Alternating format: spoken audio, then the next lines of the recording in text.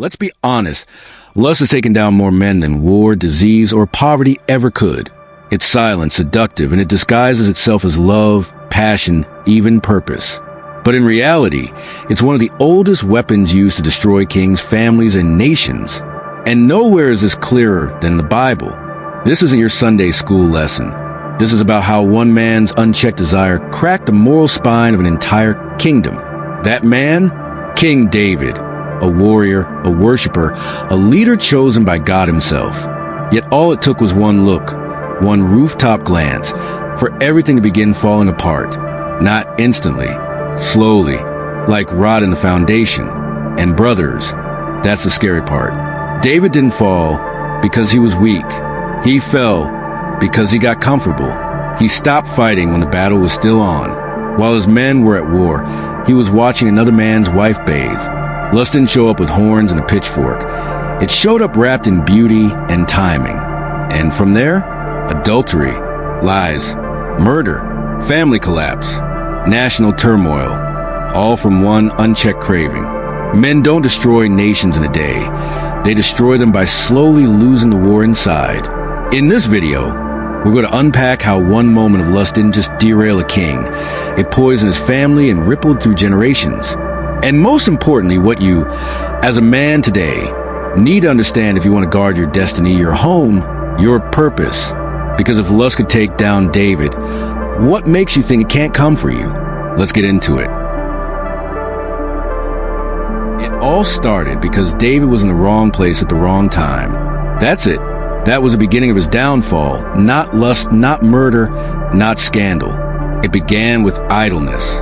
In 2 Samuel 11, verse 1, it says, "In the spring, at the time when kings go off to war, David sent Joab out with the king's men, but David remained in Jerusalem."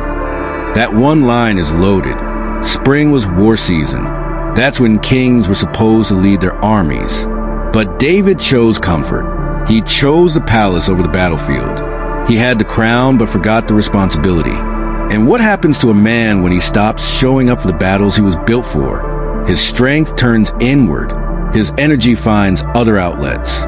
And that's when temptation creeps in. Idle men become vulnerable men. If David had been where he was supposed to be, Bathsheba would have just been another man's wife, not a target. But because he stayed behind, alone, bored, and disengaged, he opened the door to destruction. The same thing happens today.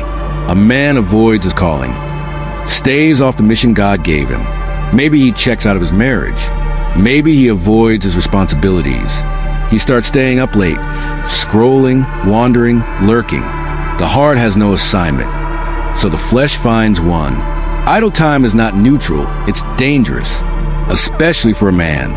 Look at men who fall. It's almost never because they were too busy pursuing purpose. It's because they stopped, they paused, they coasted. David wasn't taken down by a sword.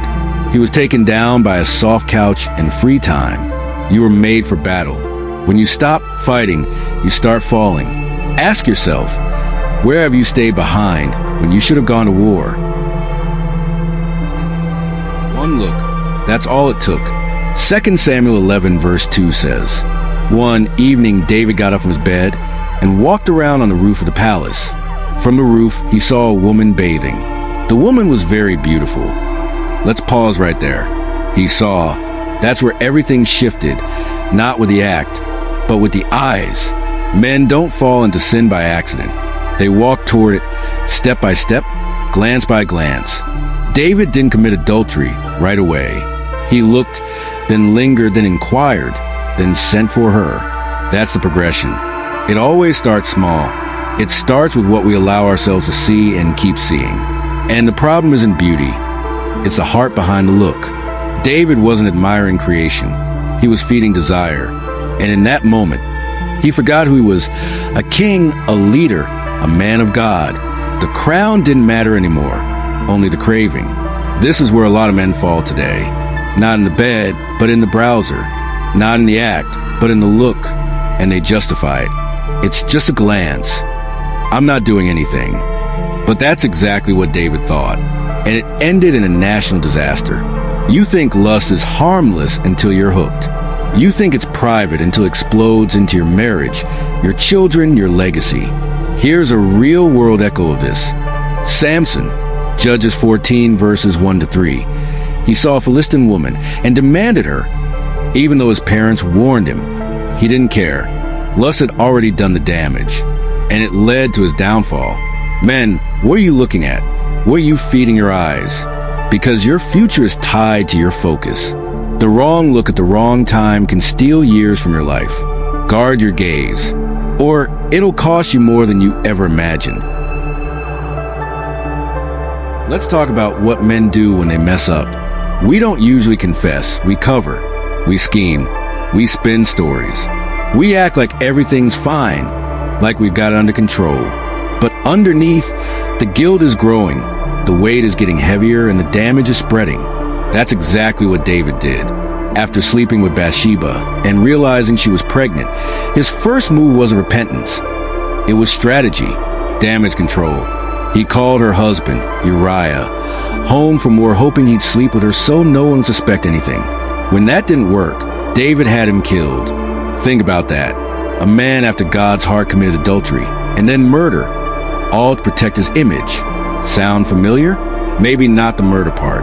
But how many times have we done something we knew was wrong, and instead of owning it, we try to manage it, delete the messages, erase the search history, lie to her face, lie to ourselves, say, it's not that deep, say, it'll go away.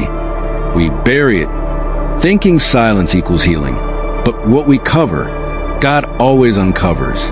Not because he hates us, but because he loves us too much to let us rot from the inside out. You see, sin doesn't destroy a man immediately. It eats at his soul slowly. Unconfessed sin turns strong men into scared ones, into actors, into manipulators, into cowards. And let's be honest, covering it up is exhausting. You have to keep remembering your lies. You have to carry the shame. You're living one life on the outside and a completely different one behind closed doors. That's not strength. That's slavery. Men, hear this. God can work with confession. He can't bless a cover-up. David's worst moment wasn't his fall.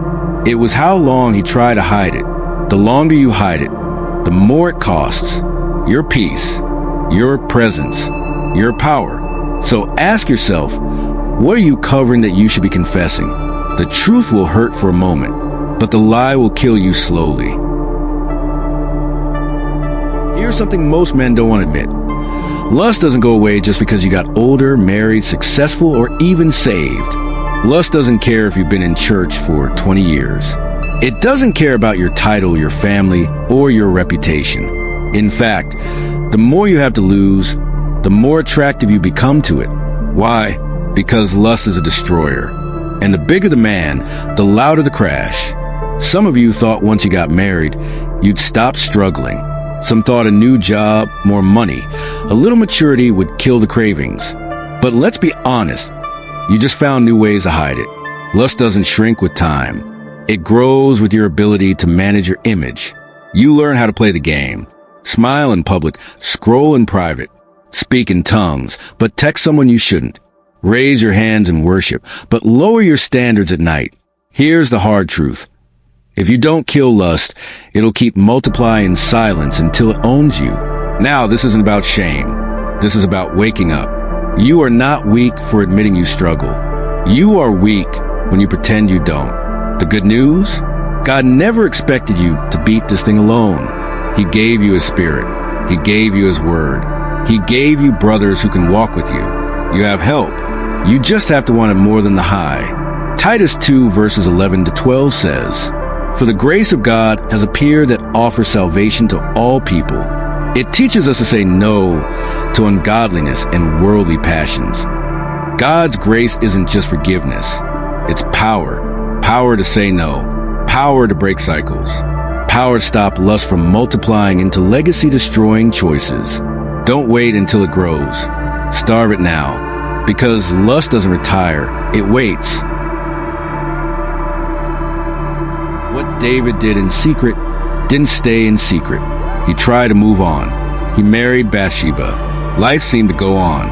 But the damage didn't disappear, it multiplied. His son died. His household fell into chaos. One of his sons raped his own sister. Another murdered that son. One tried to steal the throne. And it all traces back to one private decision. Men, listen carefully. Your sin doesn't just affect you. It bleeds into your bloodline. You may think, it's my struggle, I'll handle it. But your children are watching. Your wife feels the distance. The atmosphere of your home shifts. And one day, your son may struggle with the same thing you refuse to confront. Your daughter might inherit the pain of a man who never healed. Private sin creates public consequences. Don't fool yourself into thinking, I've got this under control. If David, God's anointed king, could lose control, so can you.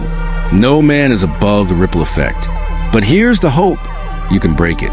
You don't have to pass on pain. You don't have to repeat the curse. If you'll humble yourself, confess, and pursue God with everything in you, He can restore what's been tried to ruin. Proverbs 28 verse 13 says, "Whoever conceals their sins does not prosper, but the one who confesses and renounces them finds mercy." Mercy is still available, not just for you, but for your entire household. Be the man who breaks the cycle, not the one who repeats it. Here's the uncomfortable truth most churches won't say out loud.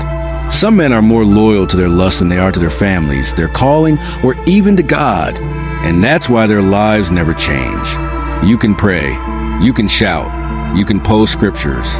But if you keep protecting your sin more than your soul, you will lose everything and blame the devil for what your silence caused. Bro, this message isn't about shame. It's about alignment. It's about taking responsibility before God does it for you, because He will expose what you refuse to surrender. I don't care if you're a pastor, a leader, or just a regular man trying to do better. Lust is after all of us, but you're not in this alone. So here's what I want you to do.